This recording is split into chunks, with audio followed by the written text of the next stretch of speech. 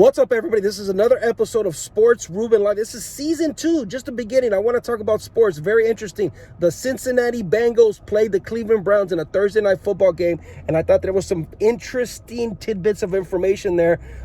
Stick with me. I'm going to try to make this as short as I can, but, sometimes I ramble. Oh, well, whatever it is, right? So, tell me what you guys think about this. I want to hear about it. I thought it was a very interesting game because of the fact that there was some interesting things about rookie quarterbacks and quarterbacks that, quarterback play was a key here, right? So anyway, Cleveland won. They beat the Cincinnati Bengals. Cincinnati has Joe Burrow, the rookie quarterback, and he made a bunch of rookie mistakes, right? But if you start looking into the details, the statistics, you get into the numbers, time of possession, average plays, first downs, you look at all this stuff, it's going to give you a telling story of what a rookie is and a rookie does and the expectations of a rookie, right? So rookies, obviously in the NFL, it's very difficult to find a rookie quarterback that is going to be able to just run and go and start off flying, right? It's very hard to get a Patrick Mahomes and to get a player of his caliber. That's why he got $500 million, Patrick Mahomes did. However, Joe Burrow's is maybe not as good, but he made a lot of the typical rookie mistakes that NFL owners accept, right? So if you look at his stats, like 37 for 61, 200, 300 something yards. He had a couple touchdowns, 1 sack, I think 1 interception. No, 3 sacks, 1 interception. It was a very pedestrian game. However, there was a bunch of mistakes in there. Number one, when you look at how many passing first downs he got, he had a lot of passing first downs. And the passing first downs are and they had a really they didn't have a good running game, right? So that tells you that the sustained drive, the ability to sustain a drive and get those long plays was difficult, and it did tell you that, right? And then so that that was the reason why Cincinnati lost the game. They couldn't sustain a drive. Now, the reason why sustaining a long drive is important in the NFL or any sports is you started getting fatigue, right? So fatigue at the very beginning of the game is not going to be a factor for the defense, but however, an experienced offensive coordinator, an experienced quarterback, when they start recognizing that the substitutions start because of fatigue, then you can start having mismatches that really benefit you, right?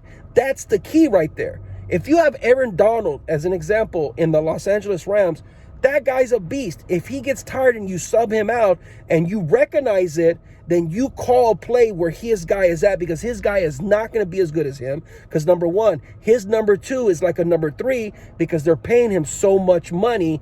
The level that they pay the number 2 guy is never going to be a true number 2 when the number 1 is getting paid all the money. That's a fact, right? So you have this scenario with everybody, dude. Linebackers, safeties, cornerbacks, defensive line, the whole 9, right? Now, an experienced defensive coordinator knows how to stagger out the substitutions, but what was happening is Cleveland had a lot of plays, but they didn't sustain the drive, so that was even a factor, right? And then I'm going to talk about his receivers, right? Who his receiver selection was or is really messed up the dynamics of the game. The reason why they lost that game is because they were passing the ball too much. They couldn't run it, but they had to stick with it. They had the number of plays, and Cleveland they were in the game, dude.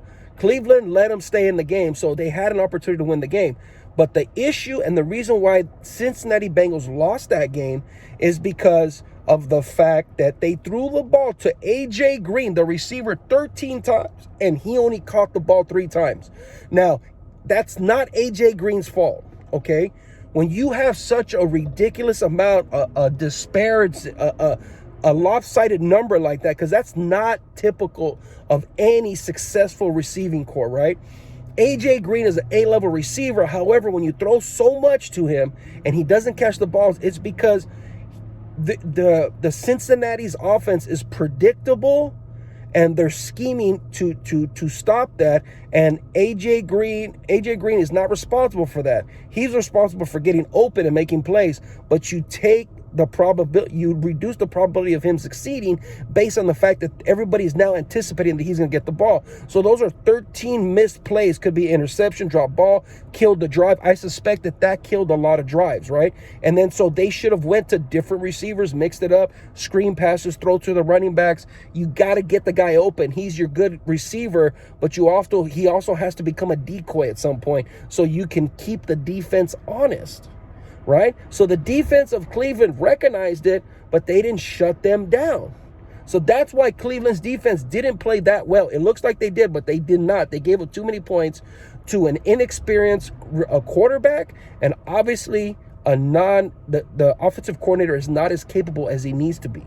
Now, how Cleveland could have lost this game? Here's Cleveland's fatal mistake that will keep them out of the playoffs unless they fix that. Okay? This is very important for the way that you run your offensive unit, right? Because it's on the offense, right? Odell Beckham Jr. and Landry had only 9 passes thrown to them. And they only caught, 6 or 7 of them, right? Landry was 3 for 3, and Beckham was like 4 for 6, right? So that is a travesty in how you are utilizing your talent, which costs tremendous amount of dollars, okay? As a receiving unit, you should be able to keep the defenses honest enough where they can not only have those 2 guys open. If you have 2 A-level receivers, and most teams are not going to have 2 A-level shutdown corners, so there's going to be an immediate mismatch. And they had a good running game, so they had sustained drives, which means there was an extreme mismatch that was not. Those guys should have each had 9 catches for 13 targets apiece. You got to throw that ball a lot to those guys, and your running game is effective. It's great. You got Kareem Hunt, Chubb. That's amazing, but that's not going to beat a well-coached defense. That's not going to beat a high potent experienced offense, because what's going to happen with that is they're going to play a team that has a quarterback that can sustain drives, and the defense is going to get burned out, and they're going to face a defense that can stop Cleveland's passing attack, just shut it down. They stop the running attack. Jarvis Landry and Odell Beckham are not getting to the ball enough. Those guys are a character, personalities, very capable. They're talented. They need the ball. So anyways, that's my synopsis. That's my summary of this Sports-Reuben-Life. Tell me what you guys think. That's it. Talk to you guys later. Bye.